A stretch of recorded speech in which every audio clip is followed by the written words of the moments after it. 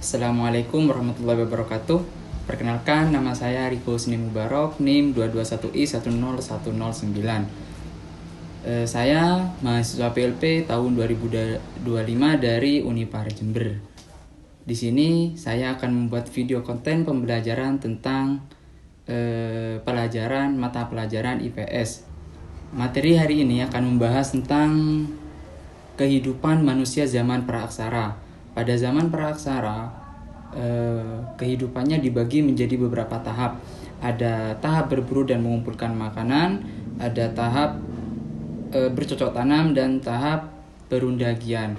Nah, di sini saya akan membahas tentang masa zaman praaksara pada tahap berburu dan mengumpulkan makanan. Sekarang saya akan membahas tentang masa berburu dan mengumpulkan makanan. Nah, masa berburu dan mengumpulkan makanan itu dibagi menjadi dua. Ada masa berburu dan mengumpulkan makanan tingkat sederhana, ada masa berburu dan mengumpulkan makanan tingkat lanjut.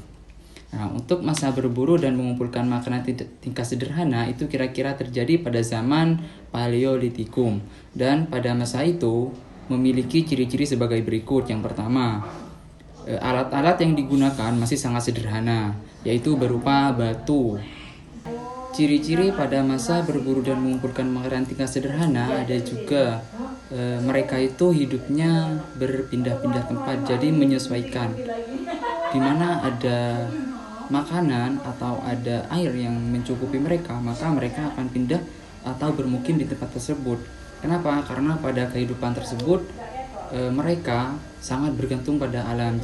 Pada masa ini pula juga sudah ada api. Jadi mereka pada saat itu sudah mulai menggunakan api untuk apa? Untuk meramu makanan gitu.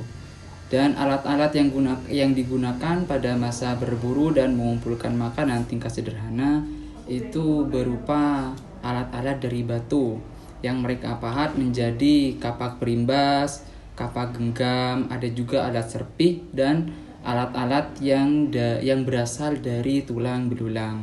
Pada masa berburu dan mengumpulkan makanan tingkat sederhana secara arkeologis juga disebut dengan zaman Paleolitikum. Nah, zaman Paleolitikum sendiri itu dibagi menjadi dua kebudayaan. Ada kebudayaan Pacitan dan kebudayaan Ngandong. Kebudayaan Pacitan. Pada kebudayaan Pacitan ditunjukkan dengan alat-alat yang berasal dari batu, contohnya kapak genggam. Nah, cuman pada kebudayaan Pacitan kapaknya itu tidak ada tanggainya, jadi kenapa disebut dengan kapak genggam. Dan untuk permukaannya itu masih sangat kasar. Sedangkan kebun banyak ditemukan alat-alat dari tulang. Selain kapak genggam, juga ada alat-alat dari tulang yang sangat tajam. Biasanya mereka gunakan untuk mengupas biji-bijian atau enggak memotong daging hewan buruan. Jadi perbedaannya, kebudayaan Pacitan itu alat-alat yang digunakannya masih sangat kasar. Sedangkan kebudayaan Ngandong, alat-alat yang digunakannya itu sudah sangat tajam. Sekian materi yang dapat saya jelaskan.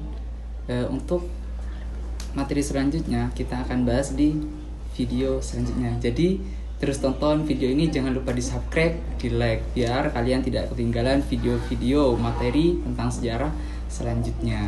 Terima kasih. Wassalamualaikum warahmatullahi wabarakatuh.